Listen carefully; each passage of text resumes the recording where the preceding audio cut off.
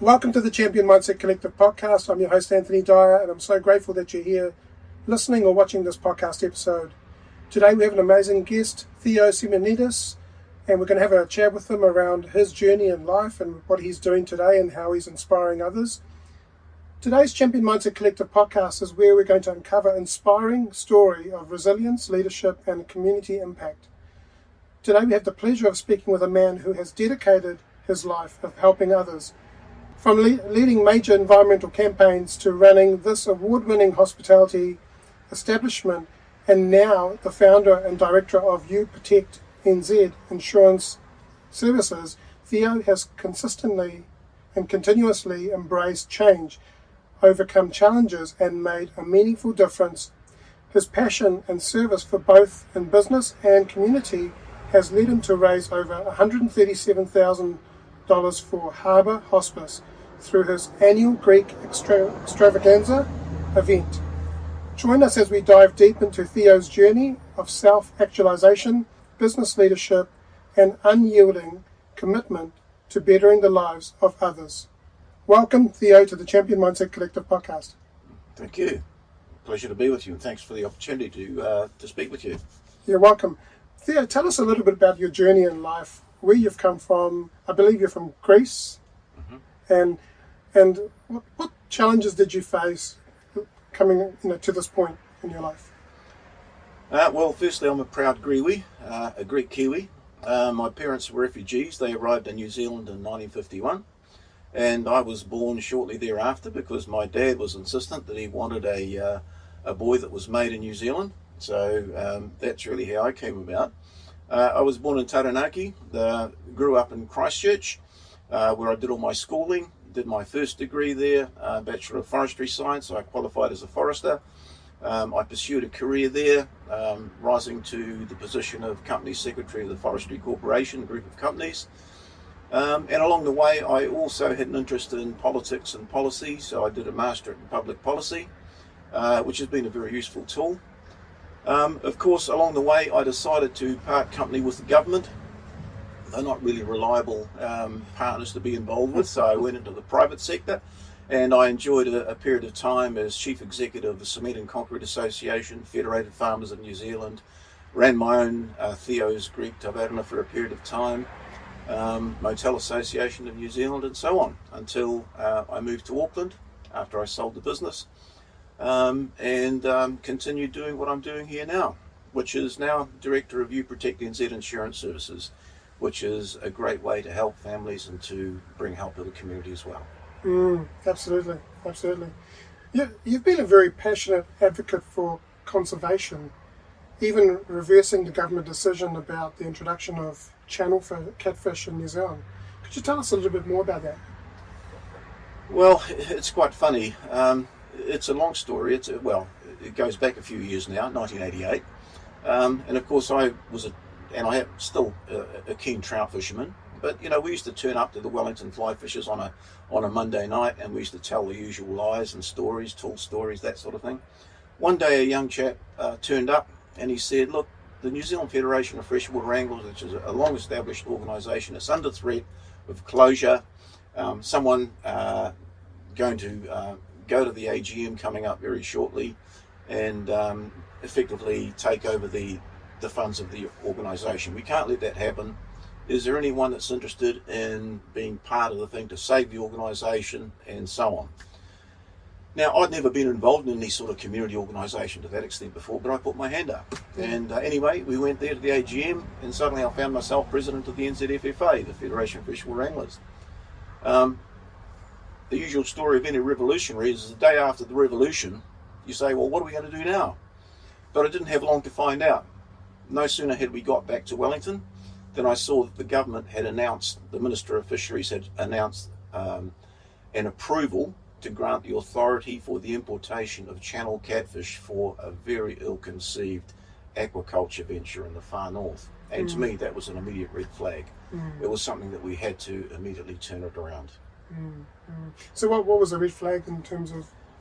Well, the red flag is the fact that bringing channel catfish, a serial predator, a top-of-the-chain predator from North America, Right. into an environment here where it has no competitors. It could literally, if and when it escaped into our natural environment, our natural waterways, it would completely decimate it. Just like opossums have had a major impact on our forests in New Zealand. So what is a predator to? What are other animals or ecosystem is it a predator to? Sorry, what? Oh, basically, well, I quickly found out from research in North America that where channel catfish was introduced in areas outside its natural range, it had had a major impact on trout and salmon and the natural fisheries in those areas. Right. In the areas where it is natural, it was kept in check, with just the balance of any other animals and so on and so forth. So it was potentially a big red flag that it could cause a major impact on the New Zealand environment.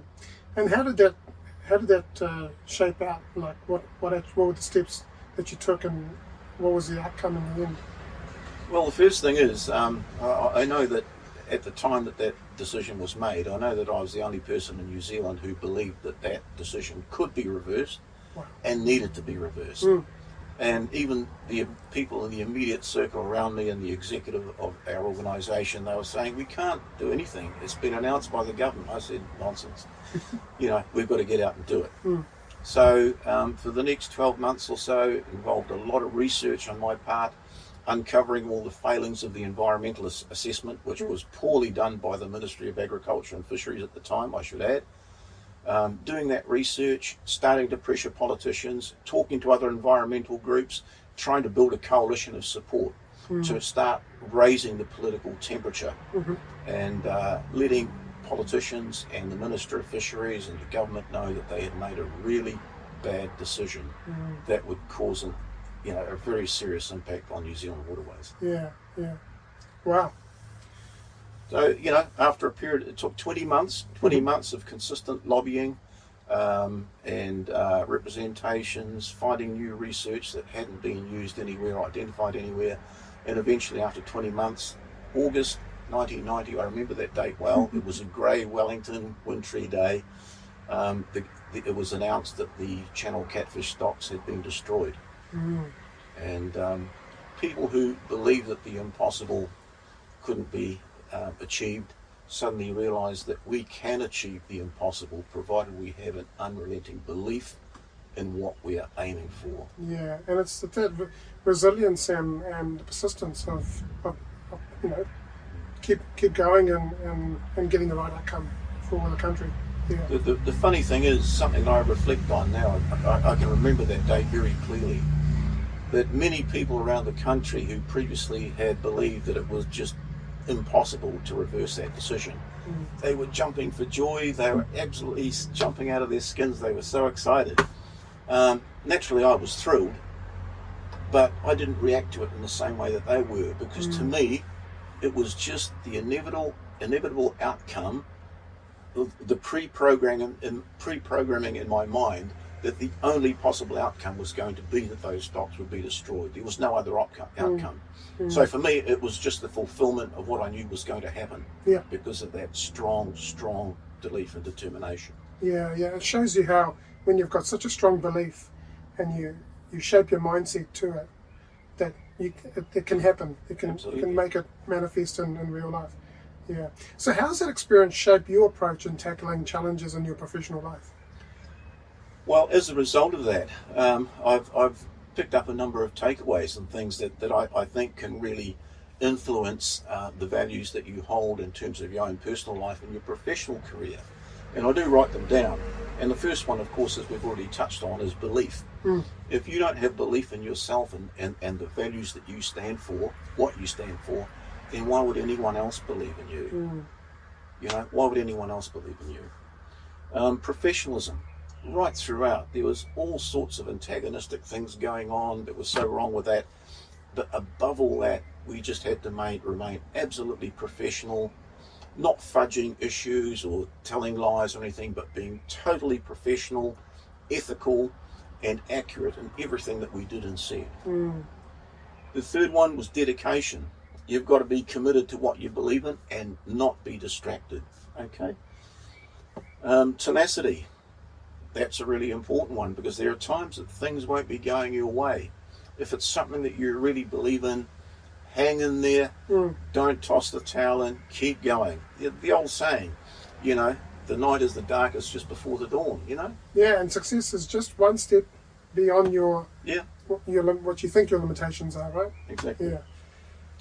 The teamwork and coalition building, whether in personal life or in business life, there are sometimes challenges that may be way beyond us as a mere individual to be able to tackle. And so that's really where the importance of working together, building a coalition of support, being a part of a network.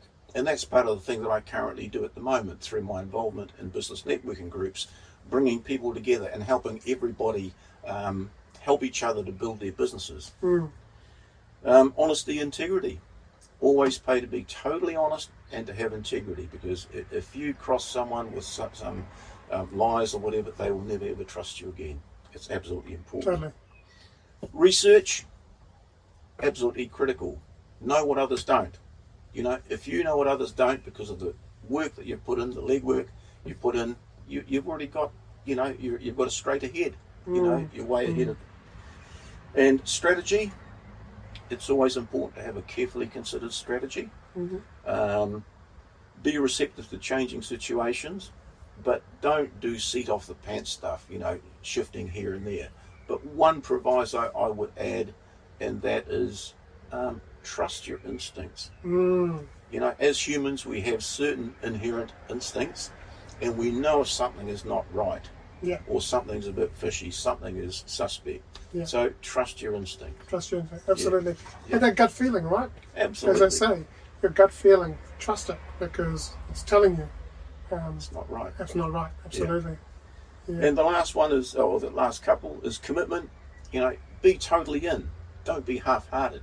Go for it. If people can detect that you've got a lack of total commitment in what you're doing, why would they go with you? Why would they support you? And the last thing is persuasiveness. Use all the above to be persuasive in terms of getting people on board and achieving goals together. Absolutely. Wow, thank you for sharing that. That's really great stuff. Yeah. And so so you had a tavern. But before we go into that, actually, could you tell us a little bit about this caravan that we're coming from today? We're actually recording in your caravan. Yeah, this caravan is Zoe the caravan. Zoe in Greek means life. Life. And so this is part of a new life for my wife Christina and myself. We've had the caravan for 2 years, and it's very much an opportunity to get out and enjoy a lot of the countryside around New Zealand, and we love doing it. Absolutely. This caravan is currently parked outside Theo's house, and we're sitting in the caravan because it's like, what better way to record a podcast than be in a caravan? And it's a first for me. So, Theo, you were running a Greek tavern, or taverna? Taverna, sorry.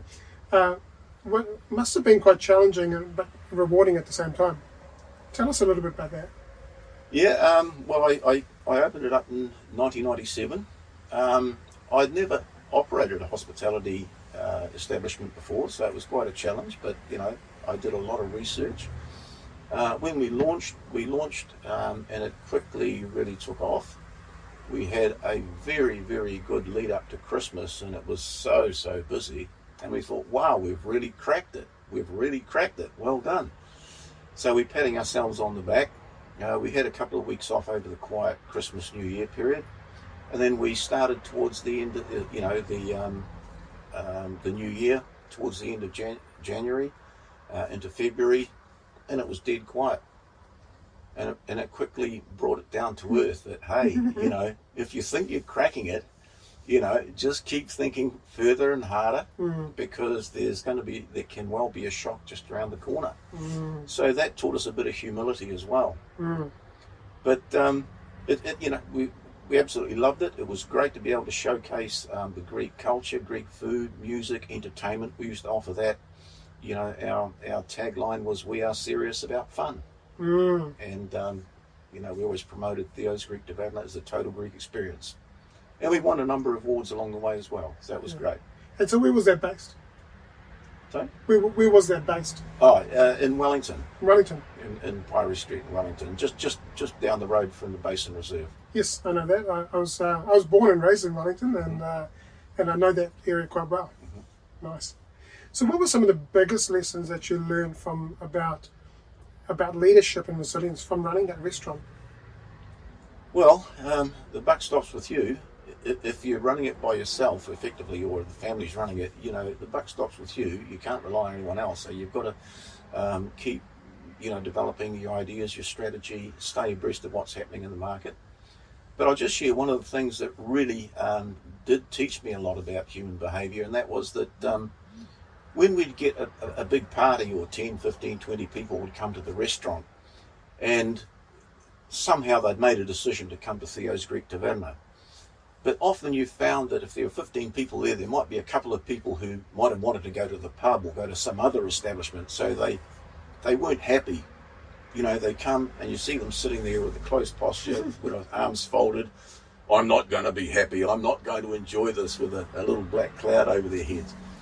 And what I really learned is that even when people don't want to be there, they think they don't want to be there, you can turn it around through acts of kindness and fun and whatever.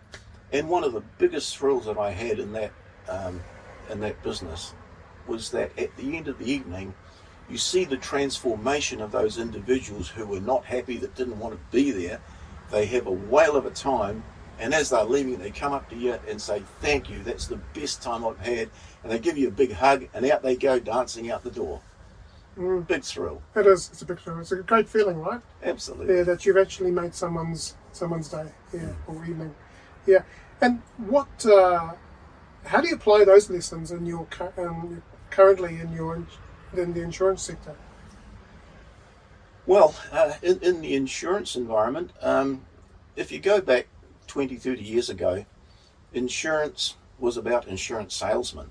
They'd bang on your door, and they'd come in and want to sell you something. Yeah. Well, those days have gone. I'm not an insurance salesman.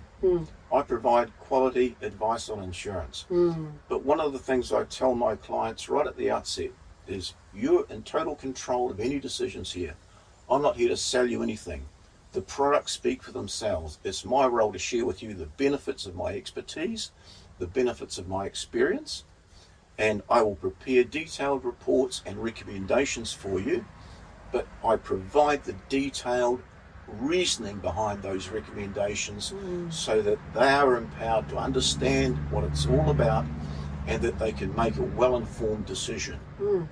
And it works very, very well, and people really appreciate it. I've even had new clients come from other businesses or from other advisors who they haven't really been that well looked after, and when they ask me to give them some advice on their existing policies as to whether they can be enhanced or whatever, I will go through and I'll explain to them what they already have. And many times they didn't even know what they really had in terms of the benefits included in some of those policies, because whoever the advisor was hadn't taken the time to explain it to them.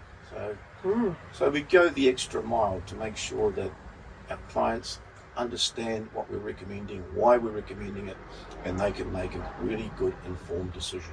And you're giving them an amazing experience as well, which they haven't had from someone else. Right, exactly. Right? So, absolutely. So, you've often spoken about discovering your why through the environmental work and community service. How has this why influenced your decisions in both your personal and professional life? Well, I've ended up from 1988 being involved in a lot of community work through being on the Wellington and the New Zealand Fish and Game Council, and more recently the the Harbour Hospice Advisory Board and things like that. And I don't know, it's just one of those things. I realised that I just got to get a lot of joy from doing things by helping other people and by helping our community. I mean, my parents were very much like that. When I was going through the recruitment process and eventually was appointed to the role of Chief Executive at Federated Farmers.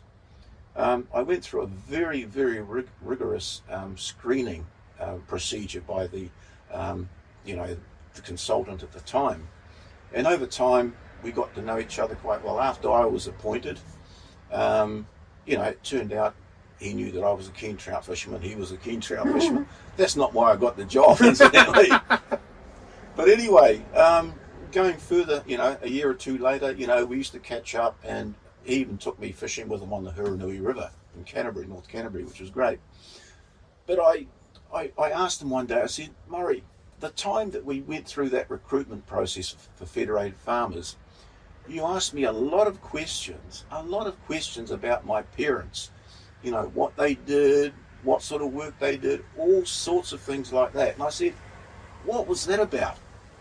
And he said, very simple. You give me the parents, I give you the boy. So basically it's picking up all those values, the ethics, the work ethic, the values, all that sort of stuff from my parents, who were very keen on giving to the Greek community and so on at the time. Just a natural progression. Yeah, wow, cool.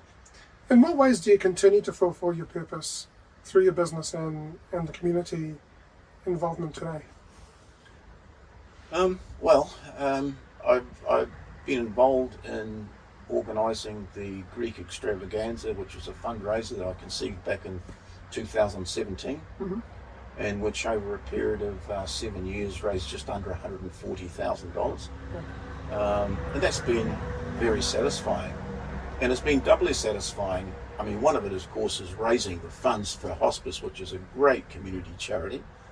But the other thing is being able to use my background in my Greek culture, my passion for Greek music, dancing, everything, bringing all those elements together to create a wonderful spectacle that people could engage in, they could enjoy, and know that they're supporting a wonderful community charity. Yeah, so your wife and yourself, you sing and play at the extravaganza? Yeah.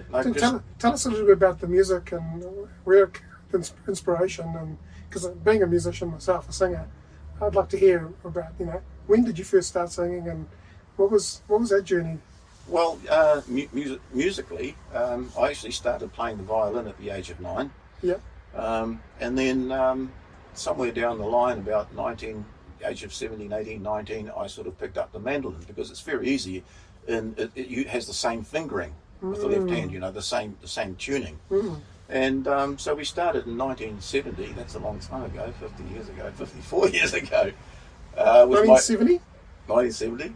Oh, I was born a year after that. So yeah. Well, with my two cousins, we started a little Greek band in Christchurch, and we playing in the Ramada Inn. And there was a time during the Commonwealth Games we used to have different pub gigs and private gigs and everything, play for the Greek community functions and so on. So it was just wonderful. And then over the years,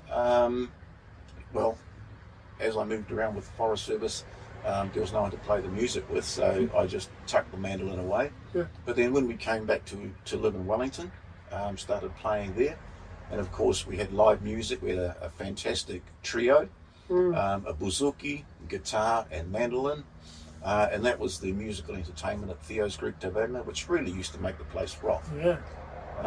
And since then, moving to Auckland, I actually stumbled onto a couple of quite by accident, I met a couple of old colleagues that we used to sing and play music with in Wellington. They were now in Auckland, so we started a band called Greek Nights, and we used to perform various gigs at restaurants.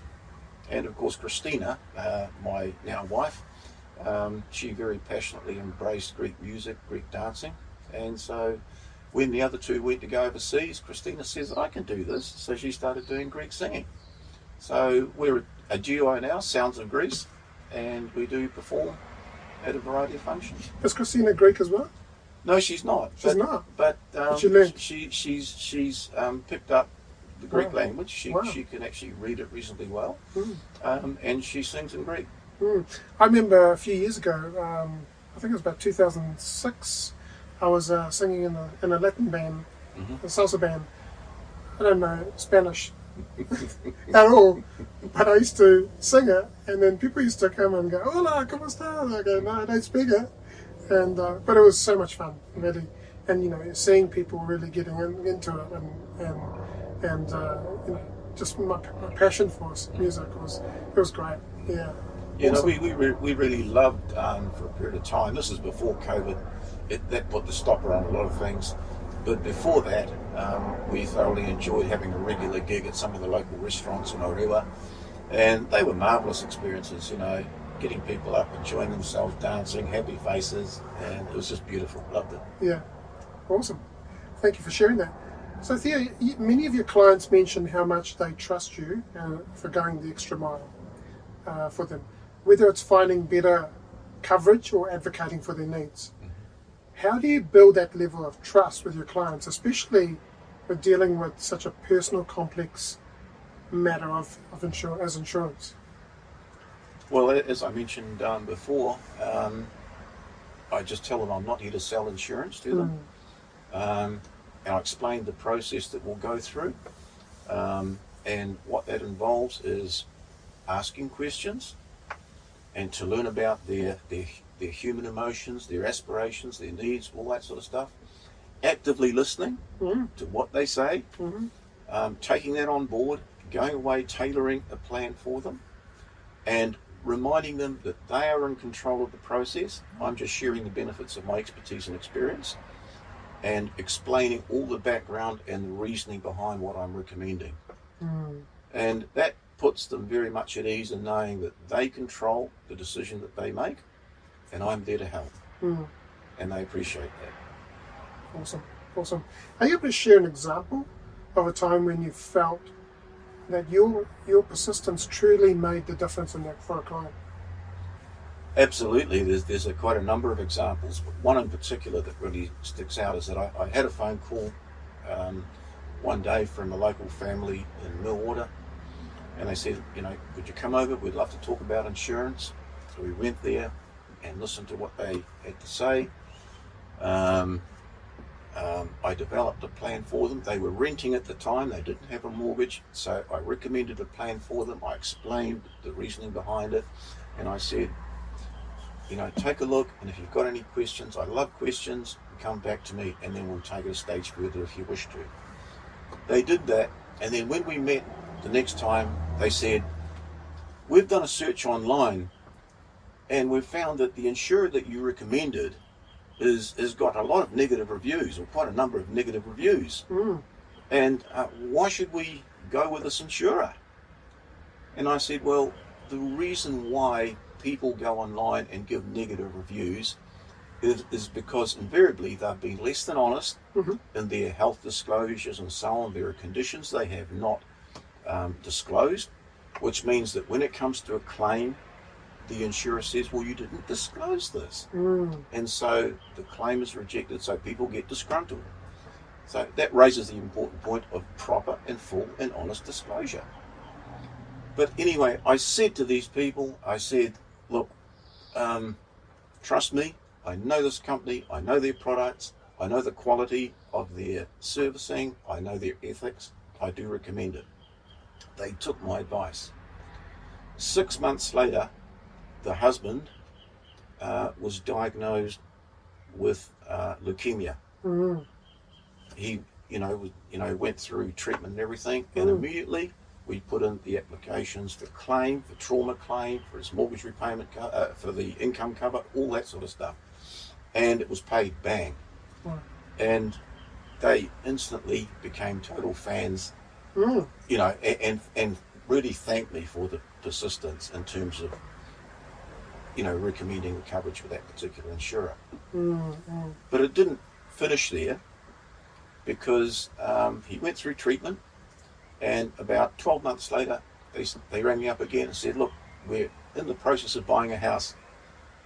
We need to get some more insurance. And okay, if you buy a new house, there's an inbuilt benefit which sees that you can trigger a special events increase benefit, which means you can increase your life cover by up to 300,000 without needing to lodge a full new application. But of course, having had cancer, this guy is technically uninsurable. Okay? Mm-hmm. But because we're able to trigger that special events increase benefit, plus the fact I always include the future insurability benefit, which is an optional benefit, that meant that we could actually use all those to ensure that their mortgage is fully covered. And that's despite being effectively uninsurable after that incident. So I've still got those clients. They are very thankful for the advice that they followed and they trusted.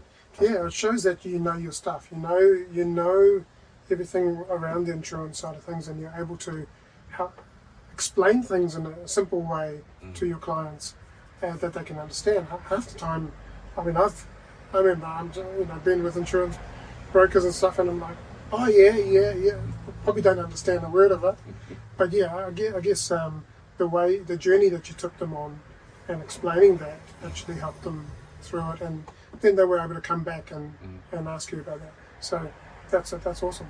So beyond insurance, many testimonials touch on a deep involvement of community service, particularly through the Greek extravaganza fundraiser for Harbour Hospice. What drives your passion for community involvement, and how do you balance your professional work with the charitable initiatives? Well, I'm a very strong believer in that the more you give with an open heart, the more it comes back to you. The law of reciprocity, right? Yeah. Mm-hmm. Yeah, the law of reciprocity. It comes back to you. It comes back to you. In the course of my experience, 10 years in the different business networking groups that I look after, there are some people that come to it with perhaps the wrong mindset. They think that as soon as they come into a networking group, if they do measured giving, in other words, I'll give you a referral if you give me a referral, and that's not the way it works. It's giving with an open heart. Without expectation. Without expectation, yeah. And it comes back to you. It comes back to you. So that's the driver. I just love doing what I do to support Harbour Hospice, which is a great charity, and supporting people in the other way I can. Could you touch a little bit more on mindset? Because this podcast is all about developing a champion mindset. I'd love to hear your view on mindset in life and business and personal life and in your business and everything you do. What would be some of your advice on the mindset side of things? Well, mindset is, I touched on some of them, but the one is self-belief. Believe in what you do and have that belief. Like, I can go back to my first 1 or 2 years operating U-Protect NZ Insurances, I had followed quite a different path from many other insurance advisors. Many insurance advisors will start working within an insurance brokerage or a company, so that they get some experience and that sort of thing. But I just did an industry training course, and then I was straight into it. So the first 1 or 2 years, lean pickings in terms of business. And of course, during that time, questions are raised, is this really for you? Is it not for you? But if you believe in who you are, your determination to succeed, you know who you are, and stick by it. And that success will come. Absolutely. Belief. Belief, absolutely. And that's something that I've all through my life, is that I've believed in myself and I've backed myself every single time. Because when you have that feeling like this is the right thing, just back yourself every single time. Don't even think twice. Just go for it. So, what advice would you give someone who's wanting to get into either insurance or some sort of business in terms of mindset, but also, what steps to take? Well, I would suggest they don't go into it cold.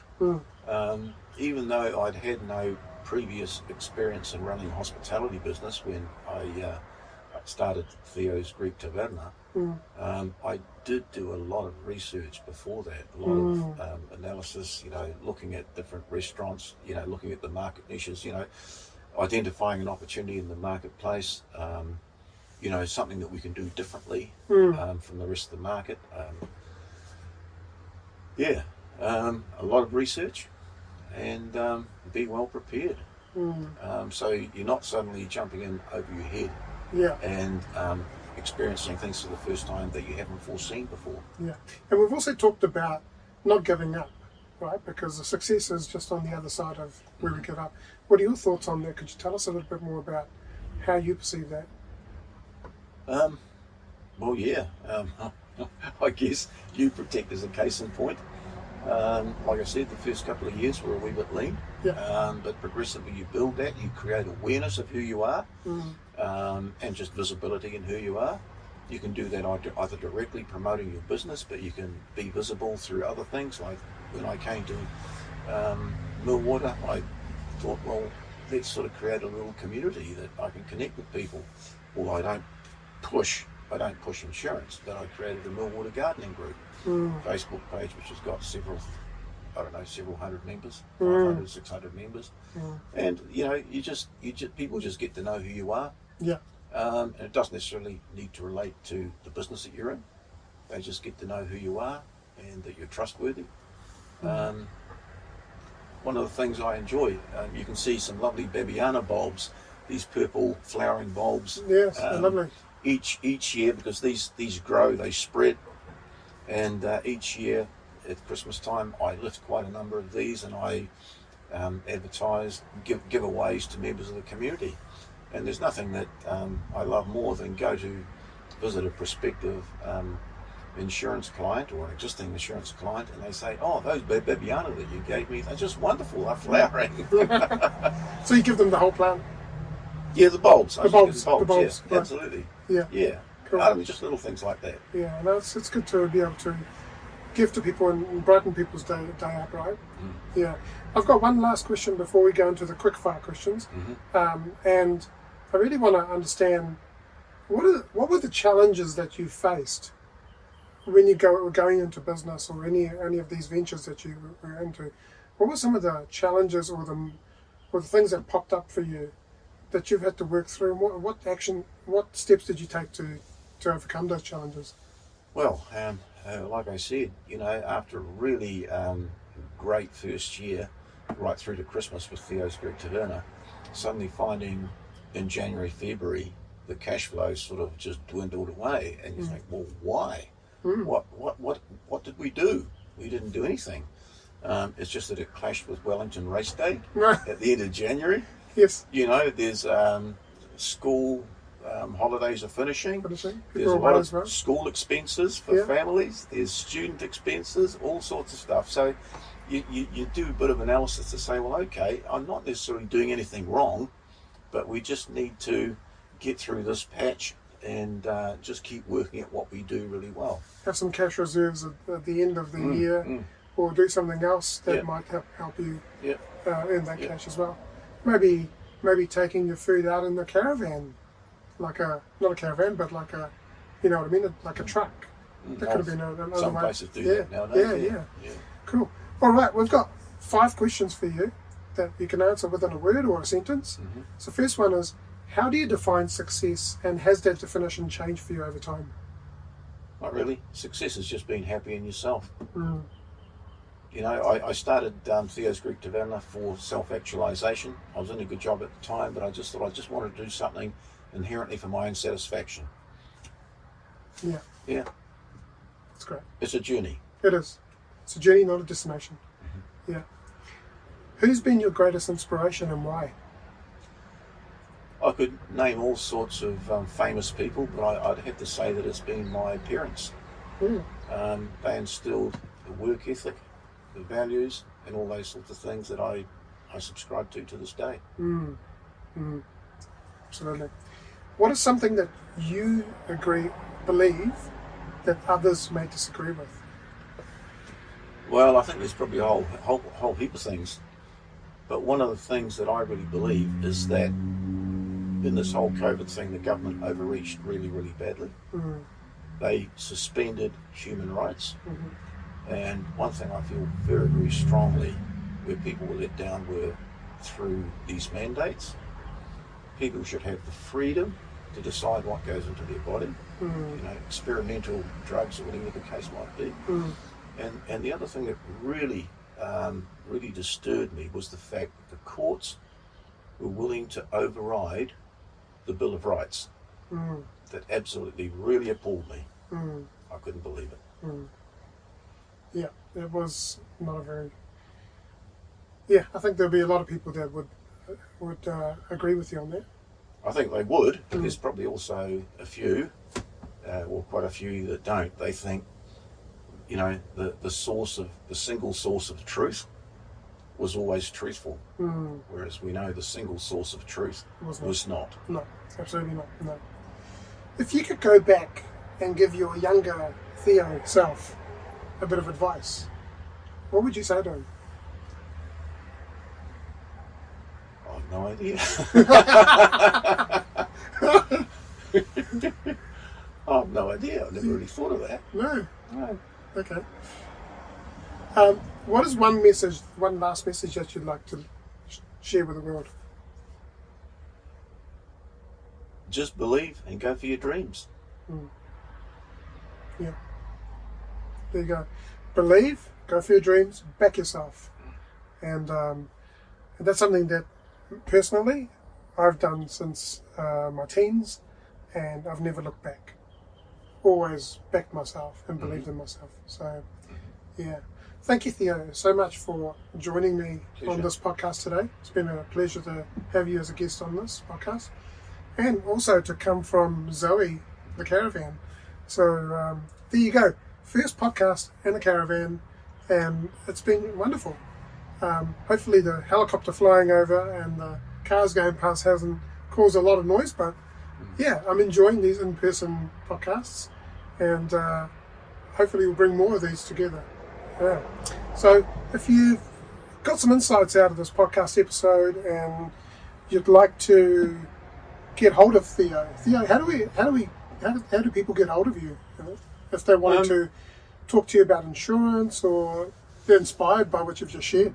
Yeah, well, they can, two things. If they're interested in Greek music, they can go to soundsofgreece.co.nz and learn about all that sort of side of it.